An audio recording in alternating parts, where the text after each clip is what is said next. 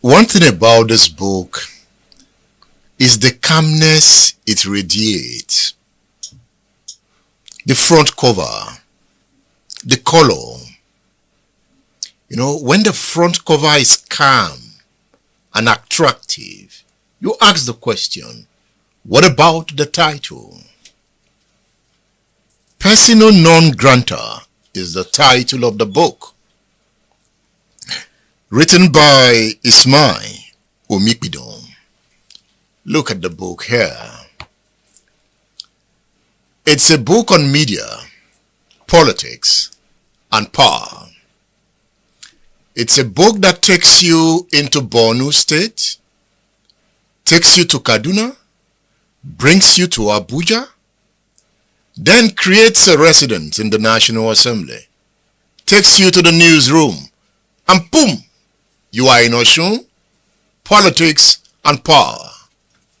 This book is authored by a former Chief Press Secretary to Adegboyega Oyetola, Governor of Osun State from 2018 to 2022. Ismail Omipidan, it's good to have you on State Affairs. Thank you. The pleasure is mine. You wrote a book on politics and power. You are a political strategist at one point. At another point, you are a reporter. At another point, the governor wants you out. By the time you look at this character of the author of this book, would you say that his actions in Borno led to the reaction of Sheriff? With the benefit of insight and going through some of the stories I did then, I want to believe that the action of the author, gave rise to the reaction of the then Borno State governor. Were your stories that hard on him? It was hard. Apart from the fact that the stories were hard, the information at my disposal were information that could only be gotten by an insider. So that alone irritates him.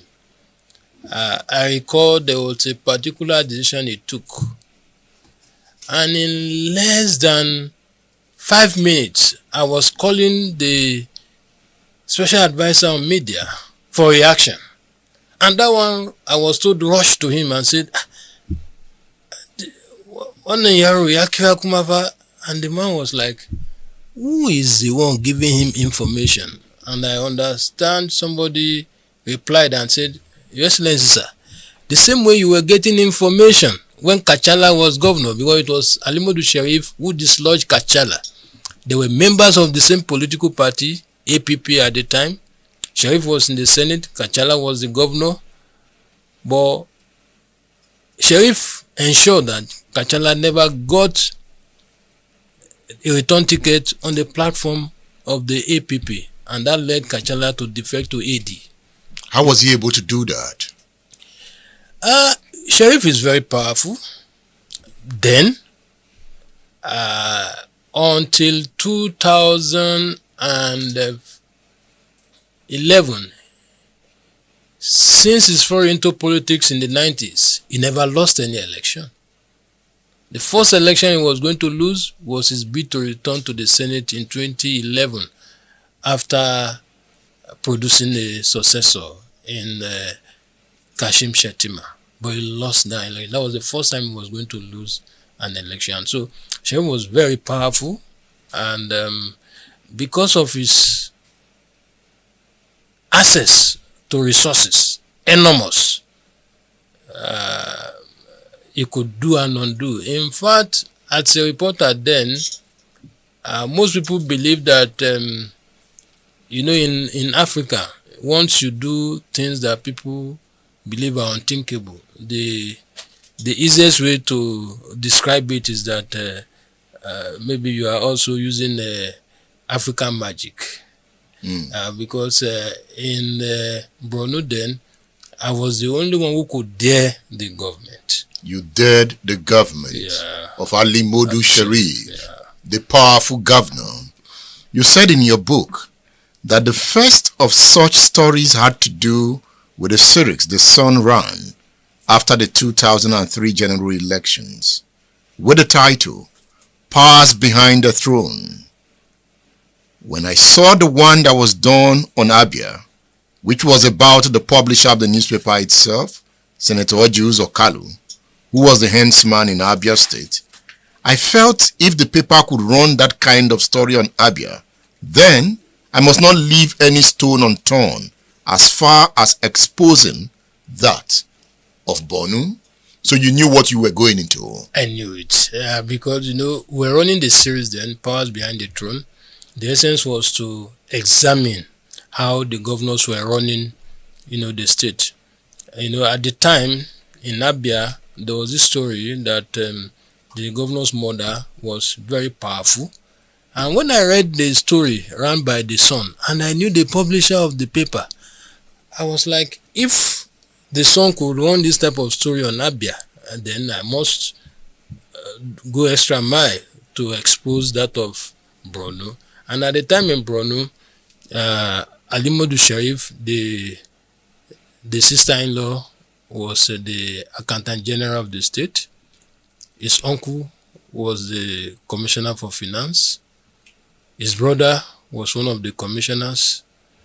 And even the party chairman had a relationship with him, So I detailed all this one after the other and how they were influencing government decisions.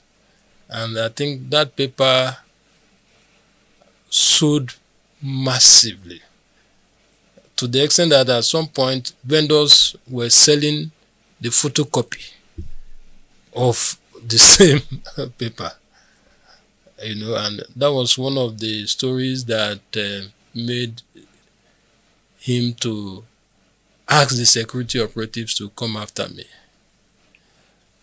But they did not come after you. In fairness to them, they would tell you. Yeah, they were nice to me. That the governor wants them to come for you. Yes. And one of the things one of them told me at some point, there was a crisis in the University of Maiduguri. The crisis started around 12 a.m. and by 3 a.m. they had burnt some structures in the school and some shops. So I got to the scene of the incident around 6:30 a.m. and the then director of DSS, I got there before him. And so when he saw me, he was like, "You are here again?"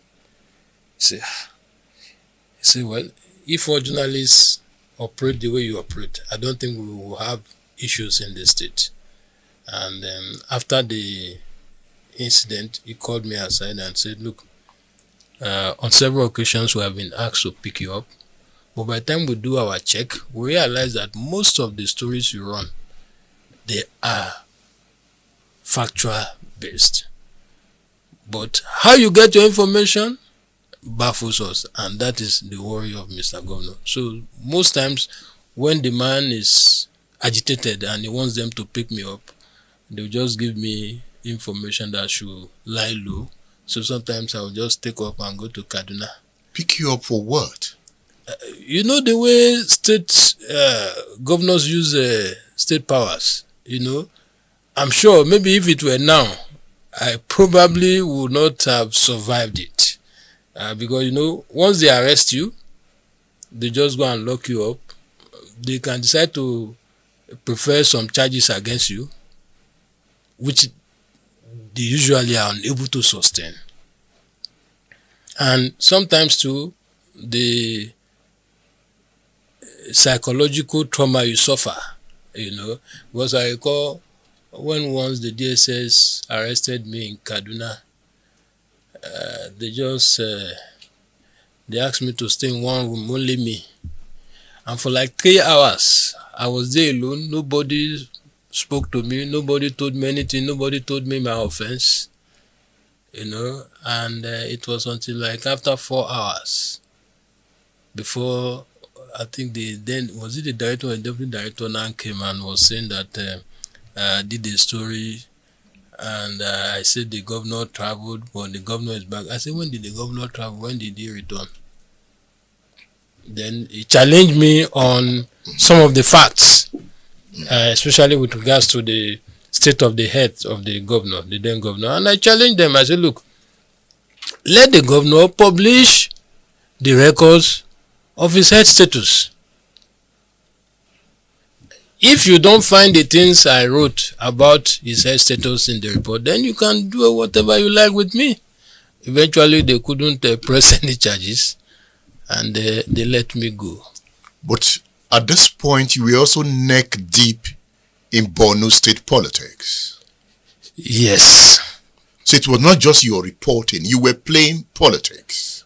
Well, at the time I was doing the reporting, I wasn't playing politics. But you were getting connected to the political system. Yes, I was getting connected with the political system. You were already meeting people like Senator Dagar. Yes, and the only time I got involved in their political activities was after I had been declared persona non grata and my newspaper had taken me away from Borno. Sheriff wanted you out of Borno State. He wanted me out of Borno State, and he didn't mince words about it. Even the presence of the MD of the Sun could not change his mind. No, when they came in and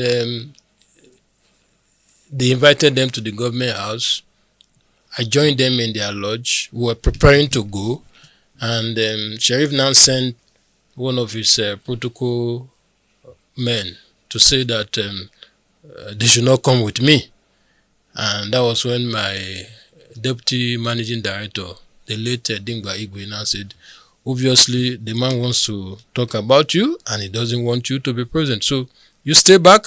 When we come back, we'll debrief you. And they debriefed you? They did. You must leave now. The Dingba Igwe told me that, Ismail, that's how he calls me. He said, Ismail, we are proud of you. Elsewhere where we go, what we hear is that journalists are being pocketed by government. But here, the governor told us everything he did to bring you closer, but that you refuse to be pocketed. Why didn't you want to be pocketed? Well, from day one, I don't believe in anybody who thinks his money can buy anybody and anything. Was that Sheriff? That was his posture.